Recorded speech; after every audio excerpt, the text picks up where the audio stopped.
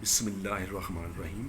Dear students, 10th class की chemistry में chapter number 10 का लेसन नंबर 13 है। आज का हमारा टॉपिक है Bronsted Lowry concept of acid and bases. Bronsted एक साइंसदान का नाम है, लोरी एक साइंसदान का नाम है। ये दो साइंसदानों ने एक कॉन्सेप्ट पेश किया on the basis of proton transfer. Proton के एक जगह दूसरी जगह मुंतकिल होने की बुनियाद पर उन्होंने एक थ्योरी पेश की, एक कॉन्सेप्ट पेश किया एसिड और बेस के बारे में। इसे हम कहते हैं ब्रॉन्स्टेड लोरी कॉन्सेप्ट। ठीक है जी, दोनों ने अलग अलग कॉन्सेप्ट पेश किया था, लेकिन दोनों का एक जैसा कॉन्सेप्ट था, तो मिला के उन्होंने इसका नाम रख दिया ब्रॉन्स्टेड लोरी कॉन्सेप्ट। 1923 में इन्होंने पेश किया था। अब एसिड के बारे में इस कॉन्सेप्ट में ये कॉन्सेप्ट एसिड की डेफिनेशन क्या करता है कि कोई भी सब्सटेंस, चाहे वो मॉलिक्यूल हो चाहे आयन हो, डोनेट अ प्रोटॉन, वो एक प्रोटॉन डोनेट करता है। अब ये एच पॉजिटिव जो है ये प्रोटॉन होता है। ये मैं मिसाल से समझाऊंगा कि हाइड्रोजन एटम जो होता है ना, इसमें एक प्रोटॉन होता है न्यूक्लियस में, बाहर एक इलेक्ट्रॉन होता है। अगर इसमें एक इलेक्ट्रॉन है एक प्रोटॉन है, अगर मैं इसमें से इलेक्ट्रॉन निकाल दूंगा तो अंदर सिर्फ प्रोटॉन बच जाएगा, और प्रोटॉन के ऊपर पॉजिटिव चार्ज होता है। तो इसलिए हम जब वो हाइड्रोजन में से इलेक्ट्रॉन निकाल दें तो एच पॉजिटिव बन जाता है, यानी कि वो सिर्फ प्रोटॉन बाकी बच जाता है। तो इस एच पॉजिटिव को प्रोटॉन भी कहते हैं। तो एसिड वो चीज़ है जो प्रोटॉन देती है, और बेस वो चीज़ है जो प्रोटॉन को यानी एच आयन को एक्सेप्ट करती है। ये एक मिसाल से समझने की कोशिश करें कि मसलन HCl एक्वस नीचे लिखा हुआ है, पानी के अंदर ये इसका सोल्यूशन बना हुआ है, प्लस NH3 एक्वस, यानी ये भी पानी में है, अमोनिया है, ये हाइड्रोक्लोरिक एसिड है, डबल एरो लगाया, रिवर्सिबल रिएक्शन है। NH4 plus Cl, NH4 positive Cl negative.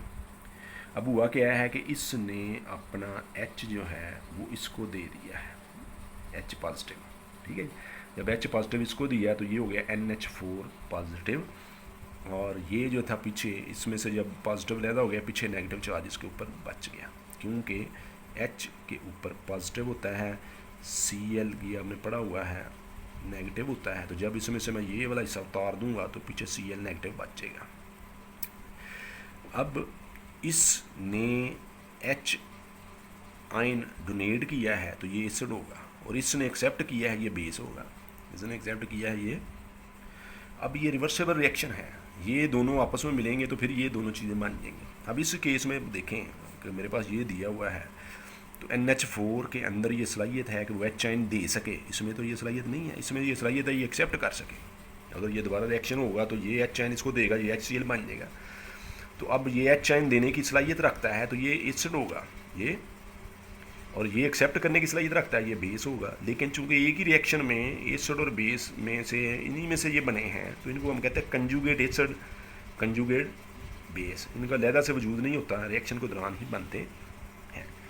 लोरी और ब्रॉन्स्टेड या ब्रॉन्स्टेड लोरी ने कंजुगेट एसिड और कंजुगेट बेस का कंसेप्ट दिया कि जब ये एसिड और बेस आपस में रिएक्ट करते हैं तो फिर एसिड और बेस बनते हैं, और वो जो बनने वाले हैं उनको कहते हैं कंजुगेट, यानी उसी का हिस्सा है कंजुगेट एसिड और कंजुगेट बेस। ये अलहदा नहीं होते, उसी वक्त होते हैं जब ये रिएक्शन हो रहा होता है।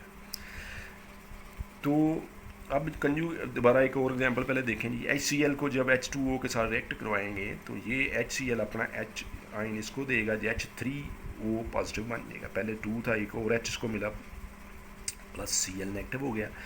इसने H आयन दिया, डोनेट किया, ये एसिड है, इसने एक्सेप्ट किया, ये बेस है।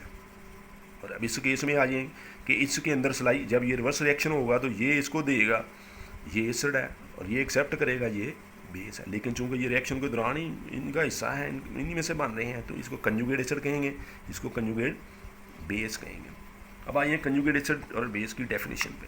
बड़ा मशहूर सवाल है, अक्सर पेपर में पूछता है, what are conjugate acid and conjugate bases. ये आपको रिएक्शन दिया होता है, कहता है कि बताएं इसमें कंजुगेट एसिड कौन सा, कंजुगेट बेस कौन सा। कंजुगेट एसिड की डेफिनेशन जी, अ स्पीशी फॉर्म्ड, स्पीशी का मतलब होता है मॉलिक्यूल, आयन, एटम, कोई भी चीज़। A species formed by accepting a proton, यानी कि ये कंजुगेट एसिड है, ये एक ऐसी स्पीशीज़ है, ऐसी चीज़ है जो, ये देखें पहले ये बेस थी, बेस ने जब एच आयन एक्सेप्ट किया तो ये कंजुगेट एसिड बन गया, कंजुगेट। तो ऐसी species formed by accepting a proton, वो एसिड जो प्रोटॉन एक्सेप्ट करने के बाद एसिड बनता है, इसे कंजुगेट एसिड कहते हैं। इसको दूसरे तरीके से देखेंगे, base accepts a proton converts into conjugate acid. एक बेस जब प्रोटॉन एक्सेप्ट करती है तो ये कंजुगेट एसिड में तब्दील हो जाती है। ये भी डेफिनेशन ठीक है। पहले जो मैंने बताया कि ऐसी स्पीशीज़ जो प्रोटॉन एक्सेप्ट करने के बाद एसिड बनती है उसे कंजुगेट एसिड कहते हैं।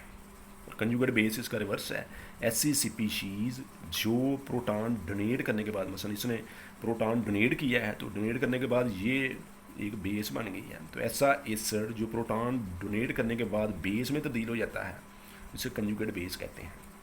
ठीक हो गया जी। इसकी बुक के अंदर एग्जांपल जो टेबल नंबर 10.2 के अंदर इसके अलावा भी काफ़ी एग्जांपल दी हुई हैं, वहाँ से आप देख सकते हैं। एम्फोटेरिक स्पीशीज़ क्या होती है? एम्फोटेरिक ऐसी स्पीशीज़ है जो एसिड के तौर पर भी रिएक्ट करती है और बेस के तौर पर भी रिएक्ट करती है। मिसाल के तौर पर ये एग्जांपल लें, एस्टिक एसिड है CH3COOH प्लस H2O, ये अपना एच आयन जो है इसको देगा तो ये H3O बन जाएगा और ये जो है पीछे नेगेटिव रह जाएगा। इसने H एटम दिया है तो ये जो है ये एसिड है, ये बेस है। अब उसका रिवर्स है, जो नेगेटिव, ये भी एक निशानी है, जिसके ऊपर नेगेटिव होगा वो बेस होगी, जिसके ऊपर पॉजिटिव चार्ज होगा वो एसिड होगा। अब इसने अपना H आयन दिया और ख़ुद बेस में कन्वर्ट हो गया तो ये कंजुगेट बेस होगा। और इस बेस ने H एक्सेप्ट किया और ये एसिड बन गया, ये कंजुगेट एसिड होगा। ठीक हो गया जी। एक और एग्जांपल जी, अब H2O plus NH3 double arrow NH4 plus OH। अब इसमें इसने अपना H इसको दिया है तो ये H2 जो है ये एसिड है, क्योंकि ये H दे रहा है और ये एक्सेप्ट कर रहा है, ये बेस है।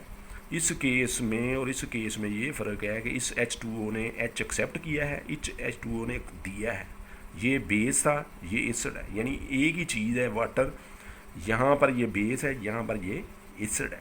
तो ऐसी स्पीशीज़ जो मुख्तलिफ रिएक्शन में कभी एसिड के तौर पर रिएक्ट करती हैं, कभी बेस के तौर पर रिएक्ट करती हैं, तो इनको एम्फोटेरिक स्पीशीज़ कहते हैं। ठीक हो गया जी। इस कॉन्सेप्ट की कुछ लिमिटेशन हैं, जैसे आर्हेनियस कॉन्सेप्ट की लिमिटेशन थी तो इसमें भी लिमिटेशन है। मसलन SO3 एक एसिड है लेकिन ये प्रोटॉन डोनेट करने की सलाहियत नहीं रखता क्योंकि उसमें H आयन है ही नहीं, तो डोनेट कैसे करेगा, लेकिन ये है एसिड। इसी तरह CaO है, ये एक बेस है लेकिन ये एक्सेप्ट भी नहीं करता प्रोटॉन को, ये H आयन को। तो लोरी और ब्रॉन्स्टेड ने जो बात बताई थी कि H आयन देने वाला एसिड है, लेने वाला बेस है, तो इस केस में ये कंसेप्ट जो है ये काम नहीं कर रहा। तो ये इसकी लिमिटेशंस हैं कि ये सिर्फ उन्हीं स्पीशीज़ की बात करेगा जिनमें H आयन मौजूद होगा, प्रोटॉन मौजूद होगा, तो उन्हीं के बारे में बात करेगा, दूसरों के बारे में बात नहीं करेगा। ये आज का हमारा जो है ये कॉन्सेप्ट ख़त्म हो गया, ब्रॉन्स्टेड लोरी कॉन्सेप्ट। नेक्स्ट इंशाल्लाह ल्यूस कॉन्सेप्ट के बारे में पढ़ेंगे।